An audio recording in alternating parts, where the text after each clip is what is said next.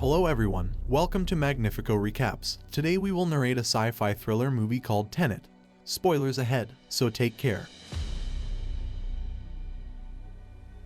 In Kiev, Ukraine, an unnamed operative assists in a CIA assignment to foil an opera siege and retrieve a stolen cache of plutonium. His mission also seems to be to rescue a man, which he does so with the help of a team with whom he blends in with SWAT teams. During the operation, the plutonium is found to be fake. Furthermore, the protagonist realizes that the opera was being bombed, and so he collects the bombs to save the people. The protagonist is at gunpoint by one SWAT member but is saved by a masked gunman with a red string on his back. The masked man appeared to be using a time-reverse gun.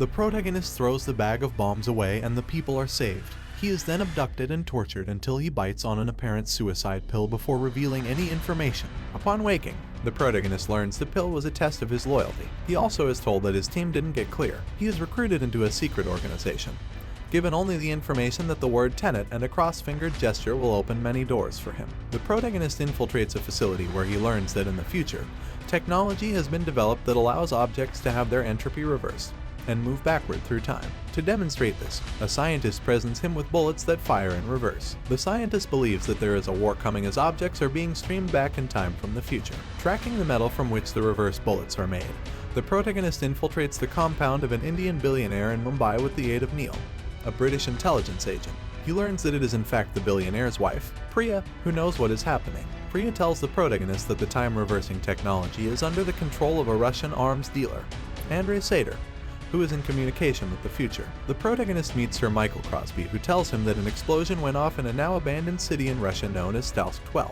The protagonist learns from him that in order to get to Sater, he needs to approach his practically estranged wife, Kat. The protagonist meets Kat and they talk at a restaurant. Kat tells the protagonist that Sater has her under his control due to a forged painting that she gave to him. She also mentions that she tried to love him again to see if he would let her go free, but Sater gave her the option to stay or leave and never see her son again. She says she saw a woman dive off their yacht in Vietnam when they were on holiday. Sater's men arrive at the restaurant soon. The protagonist manages to fight his way and escape, but one of them drives away with Kat just as the protagonist finishes the last henchman. The protagonist later tries to win Kat's trust by retrieving the painting from a free port at Oslo airport. Neil goes first to inspect the situation, and they plan to crash a cargo plane to start a fire to activate the lockdown procedure, allowing them to steal the painting. They take the help of Mehir, who crashes the aircraft and drops gold bars on the road as a distraction. During the operation, however, the protagonist and Neil are attacked by two masked men, one inverted and one forward, who emerged from a temporal style in the Pentagon. Both antagonists escape before the protagonist and Neil are able to find out who they are. The protagonist meets Priya, who tells him that the two antagonists were the same person.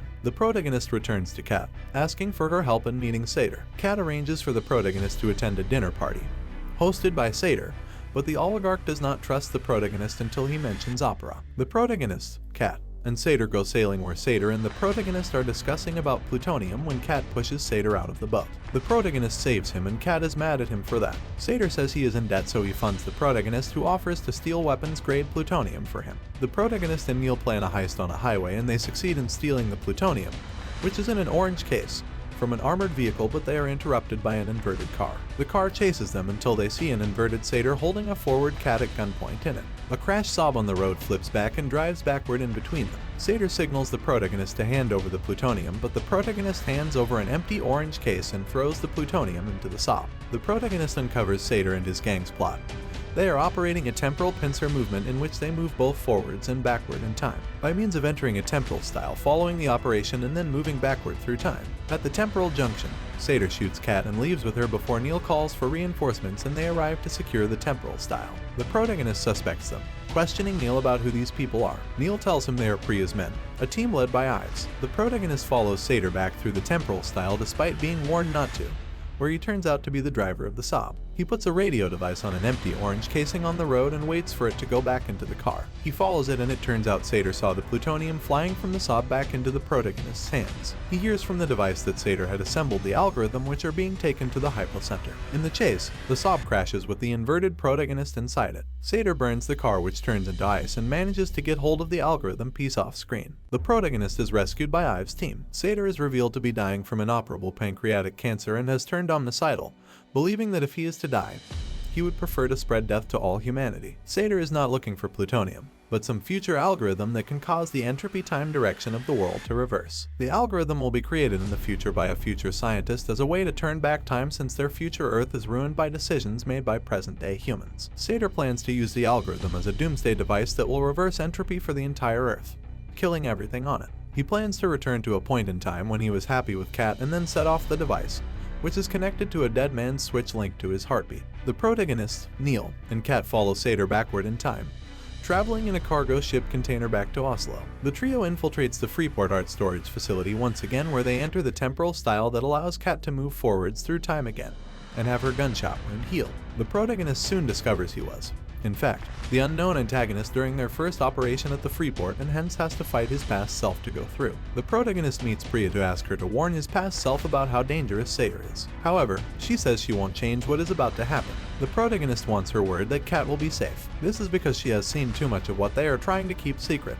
a loose end. Priya gives him her word. She also reveals to him that Tenet will be founded in the future. She says Ives has a team ready for the mission. They travel further back in time, where a military operation is launched whereby the protagonist and Neil attempt to retrieve the doomsday device from Sator's men from the future in Staus 12, while Kat is with her husband on his yacht, aiming to prevent him from killing himself before the doomsday device is retrieved. They operate in a temporal pincer movement, where the red team moves forward covering the blue team's extraction, and the blue team moves backward covering the red team's extraction. The protagonist and Ives are on the red team while Neil is on the blue team. Neil uses a temporal style there to invert back to forward, halfway through the operation, to warn the protagonist and Ives about a trap that he witnessed planted by Volkov, one of Sator's men. However, Neil's efforts are in vain. The protagonist and Ives enter the tunnel and get stuck in there. They go deeper and find the place where the doomsday device is monitored by Volkov, who is behind a gate that is locked. They also see a member of the blue team dead beside Volkov with a red string attached to his back. The protagonist recognizes this unknown person from the opera Siege. Sator talks to the protagonist from the boat about his plan through a communication device in the tunnel. Sator explains that since that future is dying, so they have no other option than to turn back to the past. Sator then orders Volkov to shoot the protagonist in the head when the dead body emerges, takes the shot, and the gate unlocks. The protagonist and Ives kill Volkov and retrieve the doomsday device. The blue team member closes the gate and goes back to the entrance. Time is running out. Neil, who has switched halfway, throws a rope through the hole on top of the tunnel, and the protagonist and Ives hold on as they are pulled up. Kat kills Sator on the boat. The explosion goes off, but the world is saved. Kat realizes that the woman she had seen on the boat was her past self diving into the water. Ives breaks the algorithm into 3 pieces and divides it between himself, the protagonist, and Neil. Ives emphasizes that they should keep it secret. Neil passes his piece to the protagonist as he intends to go back in. It is then that the protagonist notices that Neil has a red string on his back. He deduces that Neil was there for the masked man who saved him during the opera siege and the blue team member who gets killed by Volkov inside the tunnel. The protagonist sheds tears as he knows his friend's destiny now. Neil reveals that he was hired into this operation in the past by the future protagonist and thus has known him for years. Neil tells the protagonist that he'll see him at the beginning and goes back into the operation with the blue team. The movie ends with the protagonist saving Kat from being killed by Priya after all of the film's events, revealing that it is his job to tie up loose ends and that he has been the leader of Tenet operations for 2 years in the past.